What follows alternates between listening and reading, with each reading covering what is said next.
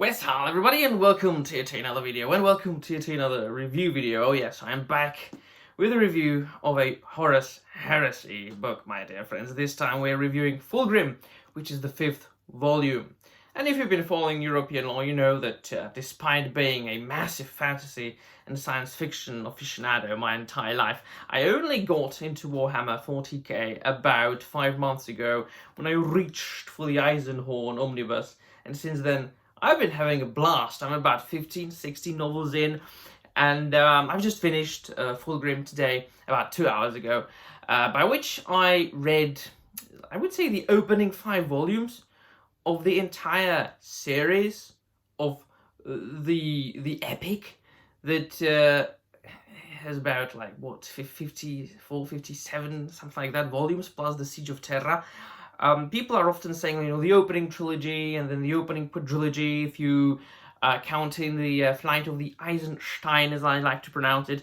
But I would say that it's really the first 5 volumes that are essential for you to kind of understand what the Horus Heresy is all about, and for you to decide if you want to continue. Now, I know that the rest of the volumes are of various qualities, but the first 5 is just is one of the best world building that I've ever laid my eyes and hands upon, and that includes Tolkien. And this volume was very special in that Graham McNeill was able to depict the fall from grace, quote unquote, perfectly. There's, of course, talks about Fulgrim, which is the Primarch of the Empress Children, one of the original legions of Astartes, back then in the times of the Great Crusade and Horus Heresy, when they were still not called chapters, but legions. And Fulgrim,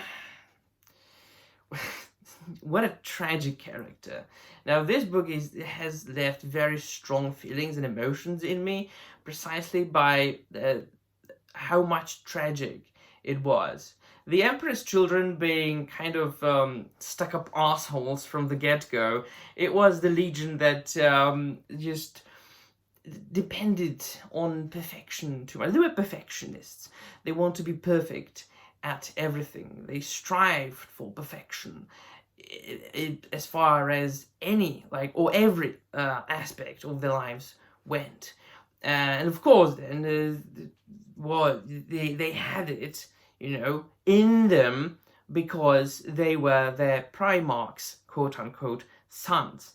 They were created from his gene seed. And himself, you know, Fulgrim, it's kind of a, like, you know, this almost feminine-like character, but not completely. He, I would say, before he got, spoilers now, possessed by the demon, he kind of resembled an elf. But then again, look what happened. And so what is, I think, the best part about that book is, and I'm not going to be talking about the story too much. It is important for you to know that this story takes place at the time of Horus Heresy and the Great Crusade, when the Emperor of Mankind went on a Great Crusade to, you know, get the remnants of humanity back, which were separated a long time ago, from the times of the, you know, like, great expansion in the universe. And then, you know, he is creating, you know, the new grand imperium of man, then going from planet to planet, rediscovering, you know, the remnants of the mankind, taking them under the wing of the imperium, destroying those that don't want to join, and of course destroying all the Xenos, you know, the aliens. And so it just happens that the Emperor's children encounter a civilization that worship a gem that is encased in a sword, and that gem contains something that spoils them even more. So they gradually started indulging in all kinds of perversions, and they become decadent more and more and more.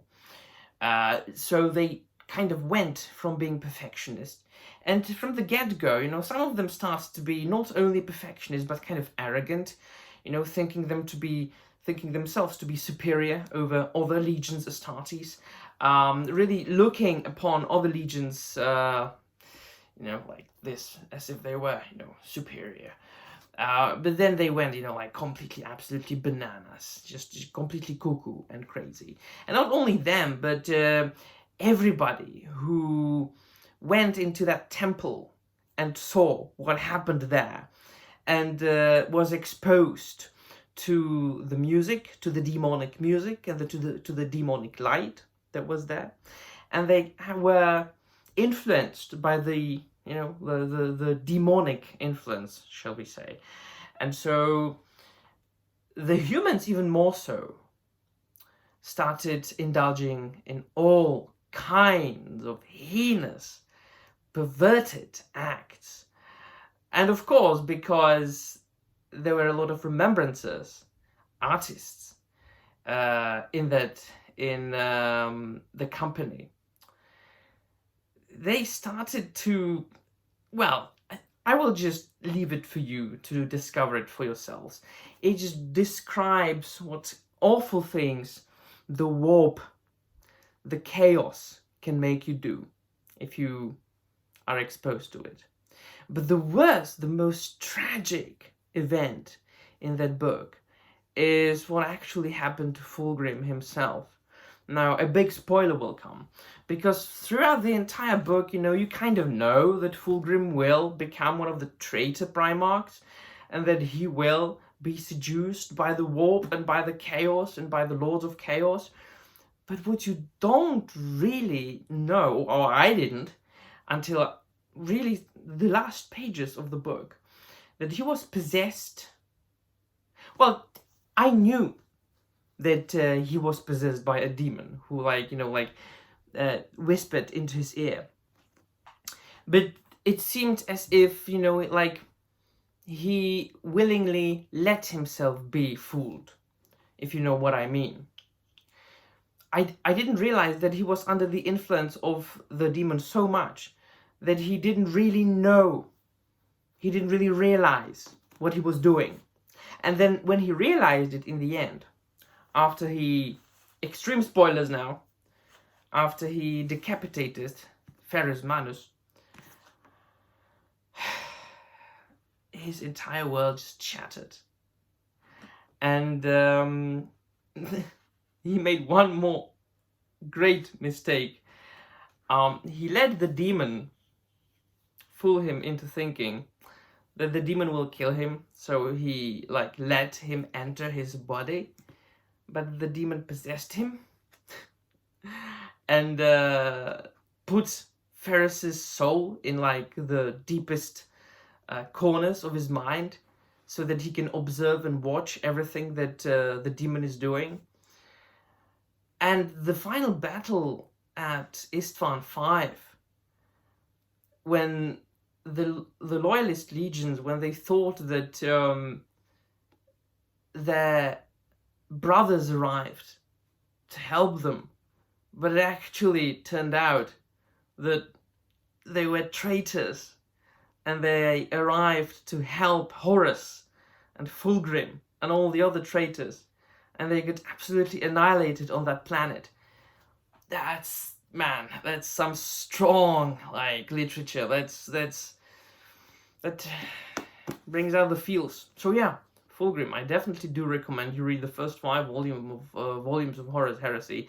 Especially, you know, I've been receiving questions like, where do I start with Warhammer 40k? I mean, are you sure you're asking the right person?